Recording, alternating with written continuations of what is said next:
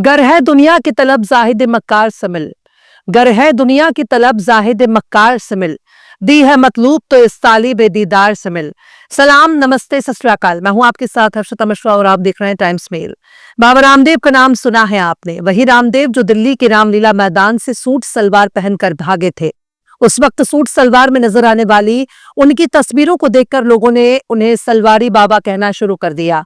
BJP का झंडा उठाकर मोदी का प्रचार करने वाले सलवारी बाबा ने यहां तक दावा किया था कि भाजपा की सरकार आई तो 30 से 32 रुपए में डीजल पेट्रोल दिलवा देंगे।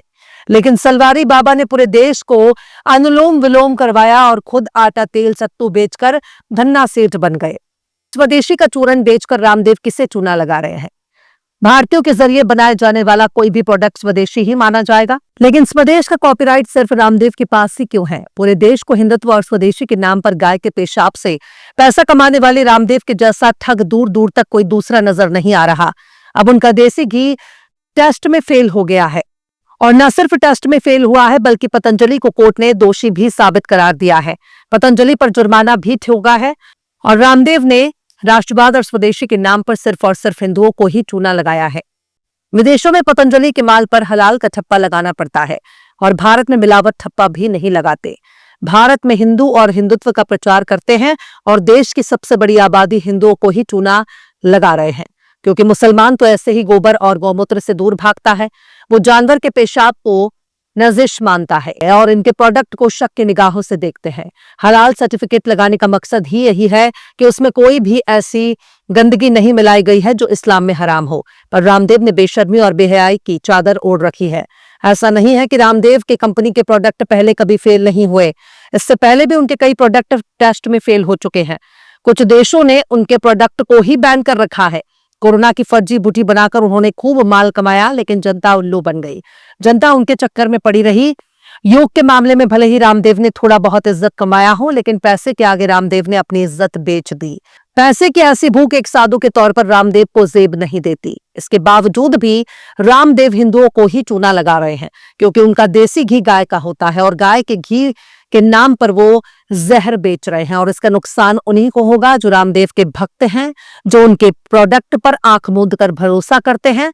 याद रखिए, आंध्र प्रदेश में तिरुपति बालाजी मंदिर में प्रसाद बनाने वाली कंपनियों ने कैसे मोटा माल कमाया और बदले में गाय, भैंस, सुअर की चर्बी, मछली का तेल मिलाकर हिंदुओं को प्रसाद खिलाया गया। ये काम किसी मुसलमान ने नहीं किया, ना ही किसी ईसाई और सिख ने किया, बल्कि ये काम करने वाले बड़े बड़े हिंदू और सनातनी कारोबारी ही थे, जिन्होंने धर्म का अफीम चटाकर हिंदुओं की आस्था से खिलवाड़ किया। और अब रामदेव स्वदेशी का चूरन चाटाकर हिंदुओं के खून में जहर घोल रहे हैं। आखिर कैसे पूरे देश को चूना लगा रहे रामदेव सलवारी बाबा? बताएंगे आपको और भी बहुत कुछ। लेकिन आप अगर हमारे चैनल पर नए हैं और पहली बार हमारी वीडियो को देख रहे हैं तो आप हमारे चैनल टाइम्स मेल को सब्सक्राइब कर लें, वीडियो को लाइक कर दें और बेल आइकन का नोटिफिकेशन बटन भी प्रेस कर दें, ताकि बिना देरी हमारी हर खबर आपको मिलती रहे। लौटते हैं आप खबर की तरफ। उत्तराखंड और देश की नामी कंपनी पतंजलि का घी नमूना जांच में फेल हो गया।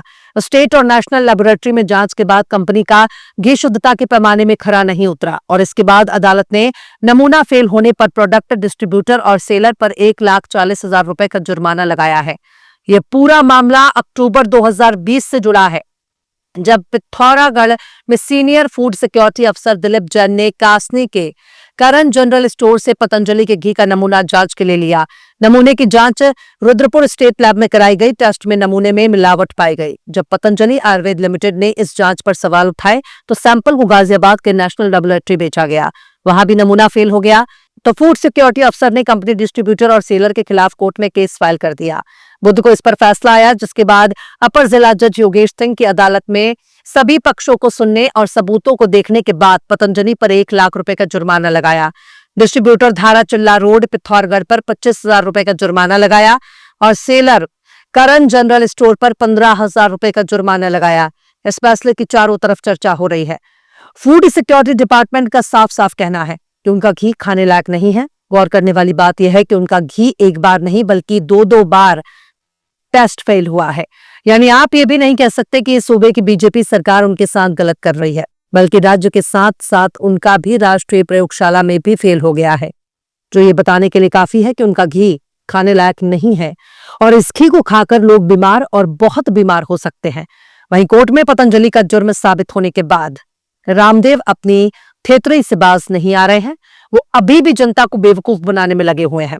कोर्ट के आदेश पर पतंजलि ने अपना एक ऑफिशियल बयान सोशल मीडिया पर पोस्ट किया और कहा कि जिस लैब में उनका घी टेस्ट हुआ वो NABL से मान्यता प्राप्त नहीं है। उस लैब पर टेस्ट कानूनी तौर पर सही नहीं माना जा सकता। पतंजलि ने अदालत के फैसले को मजाकिया करार दिया और कहा कि एक अमान्य लैब से उनके सबसे बेहतरीन घी सब स्टैंडर्ड यानी घटिया बताया है।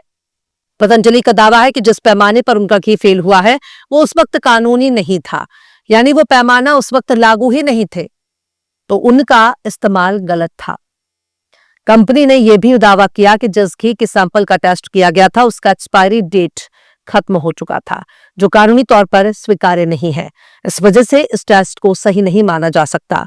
पतंजलि का कहना है कि कोर्ट ने उनके कई जरूरी बातों पर गौर नहीं किया और अदालत ने आदेश दे दिया जो उनके हिसाब से गलत है।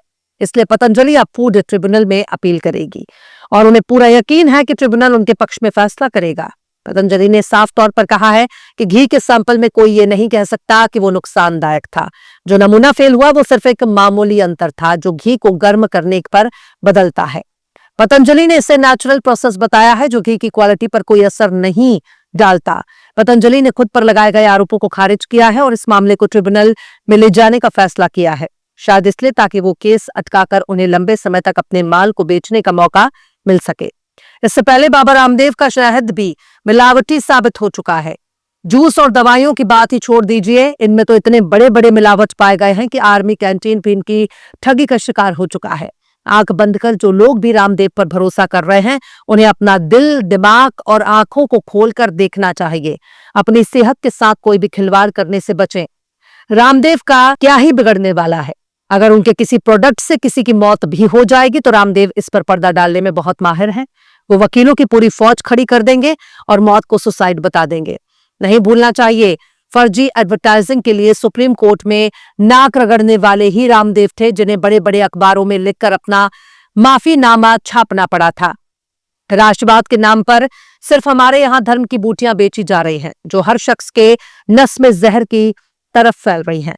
रामदेव मोटा माल कमाकर मस्त हैं, उनका कुछ भी बिगड़ने वाला नहीं है क्योंकि सत्ता मेहरबान तो गधा पहलवान। बहरहाल चलते चलते आखिर में गुलनार आफरीन ने भी क्या खूब फरमाया है, सौदा है जमीरों का हर गाम तिजारत है, सौदा है जमीरों का हर गाम तिजारत है, चुप हूं तो कयामत है, बोलूं तो बगावत है। फिलहाल इस खबर में बस इतना ही। इस पूरी खबर को शम्स तबरेज ने लिखा है, जिन्हें आप ट्विटर पर भी फॉलो कर सकते हैं। ट्विटर हैंडल है @शम्स तबरेज काजी। वीडियो आपको कैसा लगा कमेंट बॉक्स में आप जरूर से बताइए। वीडियो पसंद आए तो लाइक करें, शेयर करें और बेबाक निष्पक्ष स्वतंत्र पत्रकारिता को सपोर्ट करने के लिए आप हमारे चैनल टाइम्स मेल को जरूर से सब्सक्राइब करें और हाँ, बेल आइकन की घंटी वाली बटन जरूर से दबा दें ताकि आपको हमारे आने वाले नए वीडियो की नोटिफिकेशन फौरन ही मिल जाए। फिर मिलता है किसी और वीडियो में एक नई खबर के साथ। हर्षिता मिश्रा को दीजिए इजाजत। जय हिंद। अगर अभी तक आपने हमारे चैनल टाइम्स मेल को सब्सक्राइब नहीं किया है तो जल्दी से सब्सक्राइब कर दें और बेल आइकन भी प्रेस कर दें।